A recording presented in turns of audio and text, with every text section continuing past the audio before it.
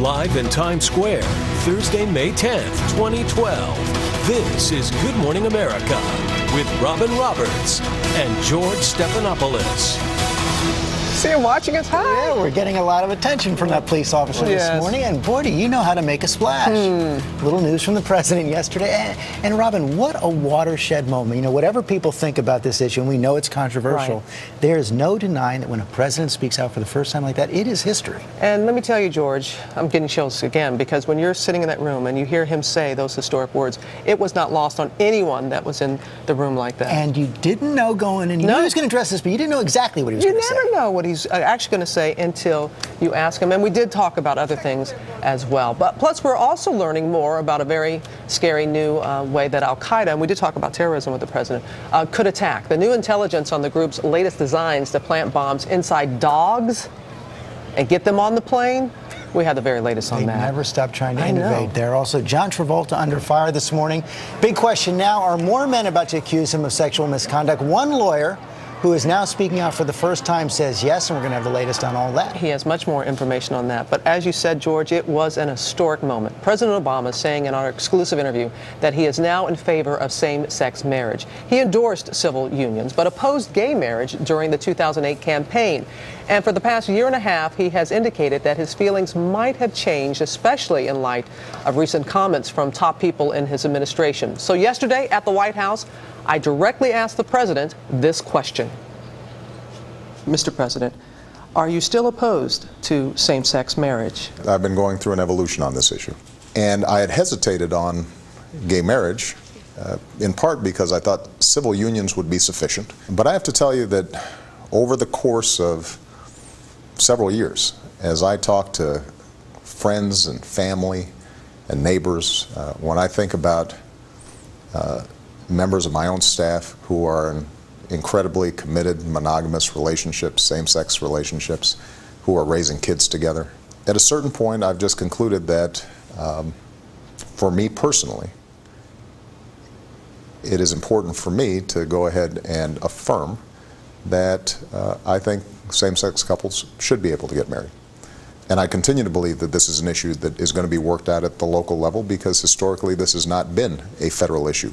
But Mr. President, it's not being worked out on the state level. We saw that Tuesday in North Carolina, the 30th state to in essence ban gay marriage. What I'm saying is that different states are coming to different conclusions. I think it's important to recognize that folks who feel very strongly that marriage should be defined narrowly as between a man and a woman, many of them are not coming at it from a mean-spirited perspective.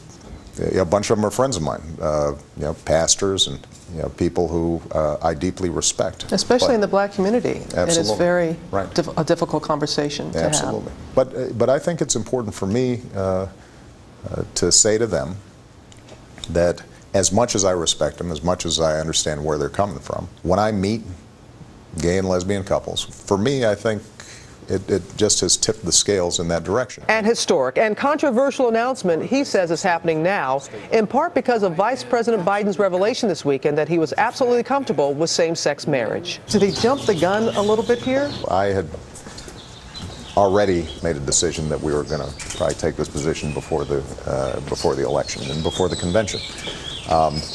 He probably got out a little bit over his skis, but out of generosity of spirit. So you're not upset with anybody? Would I have preferred to have done this in my own way, in my own terms, without, I think, there being a lot of notice to everybody? Sure, but all's well that ends well. The president says one inspiration for his change of heart was close to home.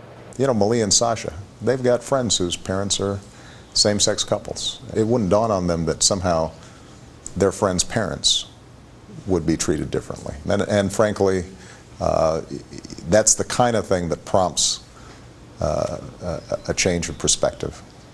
You know, not wanting to somehow explain to your child why somebody should be treated differently when it comes to the eyes of the law. But what about critics charging this move is just about politics, looking for an edge in a tight race against Mitt Romney? You and others in your administration have been critical of him changing positions, feeling that he's doing it for political gain. you realize there are going to be some people that are going to be saying the same of you about this. Do you see where some people might consider that the same thing? I think it'd be hard to argue that somehow this is something that I'd be doing for political advantage, because, frankly, the politics, it's not clear how they cut.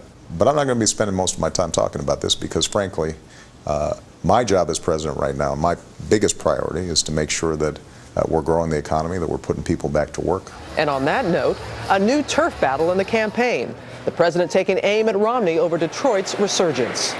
Mitt Romney just recently said that he deserves the credit for the revival of the U.S. auto industry. How do you respond to that? Well, I think this is one of his etch-a-sketch moments. I don't think anybody takes that seriously. People remember his position, which was, let's let Detroit go bankrupt. So had we followed his advice at that time, GM and Chrysler would have gone under, and we would have lost probably 1 million jobs throughout the Midwest. Mother's Day. Sasha, Malia, do you have plans for Mrs. Obama? I'm sure some aspect of it will be handmade. Malia and Sasha, it's sort of like an arms race in terms of who can make the bigger, more creative card. You're not going to leave Mrs. Obama on Air Force One again on Mother's Day or anything like that? Did you see that? Yeah, I kind of did. Oh, it was embarrassing. Where's he going?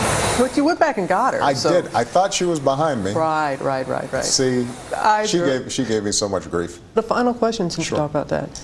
Did you discuss this with Mrs. Obama, the same-sex marriage issue? She feels the same way that I do. We were both practicing Christians, and obviously this position may be considered to put us at odds with the views of others. But when we think about our faith, the thing at root that we think about is not only Christ sacrificing himself on our behalf, but it's also the golden rule. I figure the more consistent I can be in being true to those precepts, the better I'll be as a dad and a husband, and hopefully the better I'll be as a president.